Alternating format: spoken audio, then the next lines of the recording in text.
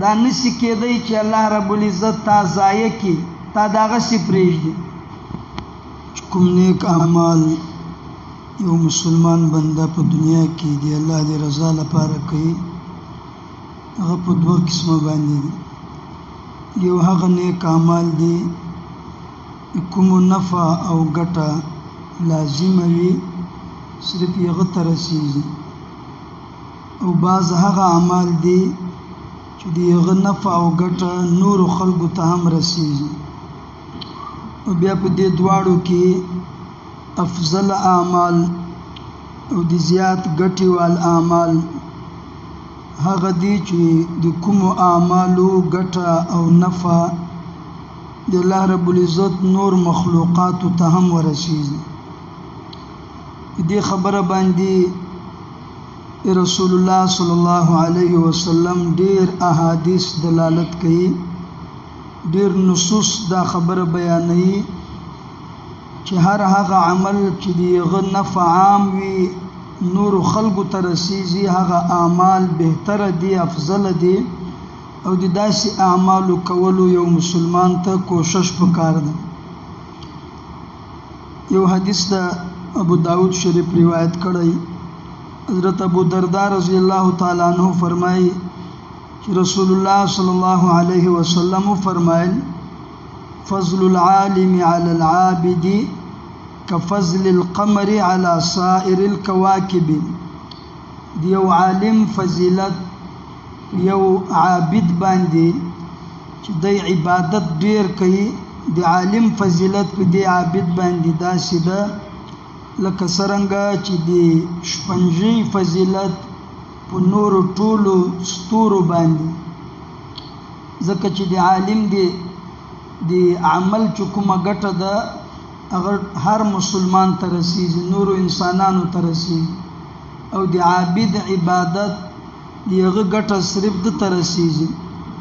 دغه رقم یو حدیث ده مسلم شریف روایت کړی، رسول الله صلی الله علیه وسلم حضرت علی ابن ابی طالب رضی الله تعالی عنہ ته فرمایل لئن یهدی الله بک رجلا واحدا خیر لك من حمر النعم. یو سړی د تا په لاس هدایت ته راشي، د تا له وجه یو سړی هدایت قبول کړي او په سیخه لار باندې روان شي، دا د تا لپاره تر سرو وشو نه بهتره ده. عربو کې سور وش دا ډیر لوی مال ګڼل کېده، نو نبی علیه الصلاۃ والسلام فرمایي یو سړی د تا په وجه هدایت پیدا کی، دا د سرو وشو نه بهتره ده. ابو ذر حضرت ابو هریره رضی الله تعالی عنہ فرمایي رسول الله صلی الله علیه وسلم فرمایل کوم چا چې نور خلق د هدایت طرف ته راوبلل، رهنمایي ورته وکړه، د هدایت لارې روښوله، نو څومره خلق چې د هدایت دغه لاره خپله کړي او یغو ته چې څومره ثواب پیدا کیږي، دا چا چې دا لاره روښولې ده د یغو ټول اجر او ثواب دې کس ته هم پیدا کیږي، او د یغو له ثواب نه هم څه کمي نه راځي. دغه رقم نورو احادیثو کې بلکې خپل انبیاء کرام علیهم الصلاۃ والسلام چې څومره الله رب العزت را لږلي دي، د خلکو د دنیا او د آخرت د ګټې لپاره را لږلي دي، او څومره انبیاء کرام راغلي دي، د یغو یو لوی او مشهوره صفت دا هم و چې یغو به نورو خلکو ته ګټه رسوله، او د انبیاء کرامو ګټه هم متعدي ګټوله، یغو فایده صرف یغو ته نه رسېدله. دغه رقم د هر نبی چې کوم صحابي راغلی ده یغو هم دغه کوشش و چې نورو ته ګټه ورسیږي. قرآن کریم کې الله رب العزت سیدنا یوسف علیه السلام واقعا بیان کړی ده. یوسف علیه السلام خپل عزیز مصر ته دا وویلل اجعلنی علی خزائن الارض انی حفیظ علیم. مصر کې چې کله کاختی راغله نو یوسف علیه السلام فرمایل چې ما د خزانه وزیر وګرځوه چې دا قحط او د دې لپاره کوم انتظام او بندوبست هغه زه وکم، ځکه چې یوسف علیه السلام ته الله دغه انتظام نصیب کړی. دغه رقم دی موسی علیه السلام واقعه قرآن کریم کې الله رب العزت بیان کړی چې کله د شعیب علیه السلام قوم ته راغی له فرعون نه وچښتېد، نو ویې کتل چې ټول خلک خپل بزو ته خپلې رمې ته اوبه ورکوي، دوه پیغلې ولاړې دي یو طرف ته، د خلکو د رشکش له وجه دی رشت هم نسي راکلی او خلکو خپلې اوبه چې کله استعمال کړې په کوهي باندې غټ کمر کې شو. حضرت سیدنا موسی علیه السلام چې کله دا واقعه ولیدله، قرآن کریم کې الله رب العزت دا بیانم راخستی چې موسی علیه السلام هغه کمر لرې که او یغو دوه پیغلو ته چې هغه په حقیقت کې د حضرت سیدنا شعیب علیه السلام لورانې وې، د هغو خدمت یې وکړ. او واقعه اوږده ده. دغه رقم رسول الله صلی الله علیه وسلم چې کله هغه ته نبوت پیدا سو، اول وارې جبرائیل امین ولید، نا کوم فطری او بشری ویره وي، کوم خوف وي، له یې خوف سره مخامخ سو. حضرت خدیجه الکبرا رضی الله تعالی عنها چې کړی وه، هغې ته راغه او ټوله واقعه ورته بیان کړه. حضرت خدیجه رضی الله تعالی عنها په ځواب کې نور څه نه دي ورته ویلي. بخاری شریف روایت ته د حضرت خدیجه الفاظ یې نقل کړي. هغې ورته وفرمایل کلا والله ما یخزیک الله ابدا، دا نسی کېدی چې الله رب العزت تا ضایع کړي، تا دغسې پرېږدي. ولی؟ حضرت خدیجه رضی الله تعالی عنها په ځواب کې ورته وایي انک لتصل الرحم وتحمل الكلا وتكسب المعدوم وتقري الضيف وتعين على نوائب الحق، ځکه چې ته رشتهداري پالونکی یې، ته د کمزورو خلکو وزن اوچتولو والی یې. کوم خلک چې ګټه نسی کوی، ته د هغو لپاره ګټه کې، ته میلمستیا کوې، د میلمنو خدمت کوې، او ته د نورو خلکو په مصیبتو کې د هغو امداد کوې. نو د رسول الله صلی الله علیه وسلم اعمال ډیر وو، خو حضرت خدیجه رضی الله تعالی عنها نبی علیه السلام ته چې تسلی ورکوي، دا نه ورته وایي چې تا په غار حرا کې عبادت ډیر وکړو، دا نه ورته وایي چې ته صادق یې، دا نه ورته وایي چې ته امین یې، بلکې د هغو اعمالو طرف ته یې رهنمایي وکړه چې کوم نبی علیه السلام د خلکو د ګټې او د نفع لپاره نبی علیه السلام اختیار کړي. دغه رقم صحابه کرام دي. حضرت سیدنا صدیق اکبر رضی الله تعالی عنہ چې کله ایمان راوړو، نو قوم دغه مشوره وکړه چې د یې وباسو له مکې معظمې،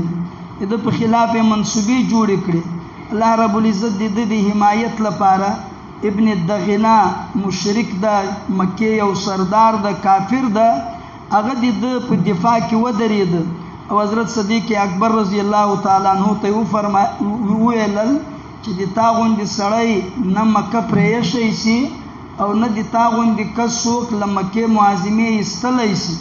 صدیق اکبر رضی الله تعالی عنہ صفات ډیر وو، خو کوم صفت چې دغه مشرک بیان که هغه دا و چې فإنک تکسب المعدوم وتصل الرحم وتحمل الکلا، هغه صفات کوم صفات چې د نبی علیه السلام وو او خدیجه رسول الله صلی الله علیه وسلم ته وویلل او تسلی یې ورکړه. دغه رقم د حضرت عمر رضی الله تعالی عنہ باره کې راځي، مشهوره روایات دي چې حضرت عمر رضی الله تعالی عنہ به چیرې په مدینه منوره کې کونډې وې، د هغو د خدمت لپاره یې ځان تیار کړی و، هغو ته به یې کور ته اوبه وروړې، د هغو چې څومره سامان و د ورځې خرڅ خوراک و د هغه لپاره به انتظام کوو. نبی علیه السلام په لمسو کې ده، حضرت حسین رضی الله تعالی عنہ په اولاده کې ده، حضرت امام زین العابدین رضی الله تعالی عنہ د هغه کار دغه و چې په محله کې په علاقه کې چیرې د مسکین کور و، چیرې د کونډې کور و، څوک داسې خلک و چې د هغو د خوراک او د څښاک انتظام به نه و، نو ده به په پټه باندې په شپه کې په خپل ملا مبارک باندې به بوري به ډکولې، خوراکي مواد ضرورت شیان دا به راخستل او بیا په پټه باندې دی یغو دروازو کې دی یغو کور مخته بجدل. تر دې پورې محمد ابن اسحاق رحمت الله علیه هغه فرمای وای ډیر خلک داسې وو په سلاو کورنۍ چې دی یغو د کور انتظام کېده، خو یغو ته دا پته نه و چې دا د موږ انتظام څوک کوي، د موږ لپاره دا خدمت څوک کوي. چې کله حضرت زین العابدین رضی الله تعالی عنہ وفات شو نو بیا دنیا ته پته ولګېده چې دا په سلاو کورنۍ دی یغو خرڅ خوراک دی یغو خدمت چې کوم سړی کوي هغه حضرت امام زین العابدین رضی الله تعالی عنہ. نو چې څومره صلحا اولیاء بزرگان تیر شوي دي یغو به دغه رقم جایونه قتل او داسې موقع به غنیمت ګڼلې، ځان به بوج نه راوست. حضرت سفیان ثوری رحمت الله علیه ته به چې کله سوالګر ودرېده زړه به خوشحاله شو او زړه ته به سکون پیدا شو او بیا به یې هغه ته ویلل چې خوش آمدید مرحبا، هغه سړی راغی بمن یغسل ذنوبی، دا هغه سړی ده چې د ما ګناهونه تویوي، د ما ګناهونه مینځي. دا رقم مشهور ولی د فضیل ابن عیاض رحمت الله علیه چې کله به یو سوالګر راغه نو ده به یغه ته ویلل چې ډیر بهترینه سړی دا هغه خلق دی یحملون اوزادنا الی الاخره بغیر اجرت، دا هغه خلق دی چې د موږ توشه د موږ د آخرت سامان دا بغیر د مزدوری نه له دې دنیا نه یغه دنیا ته د موږ لپاره وړي.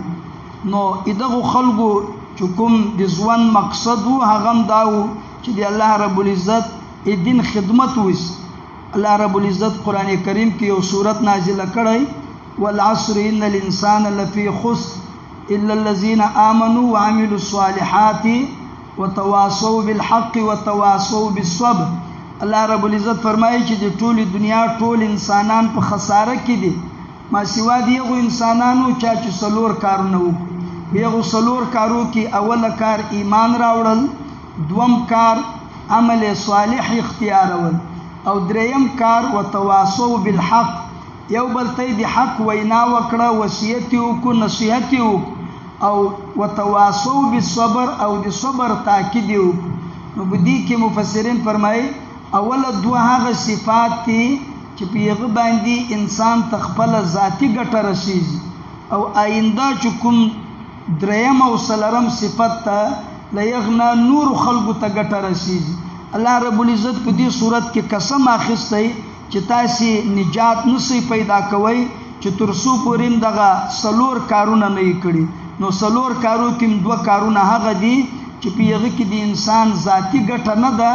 بلکې د نورو انسانانو په هغه کې ګټه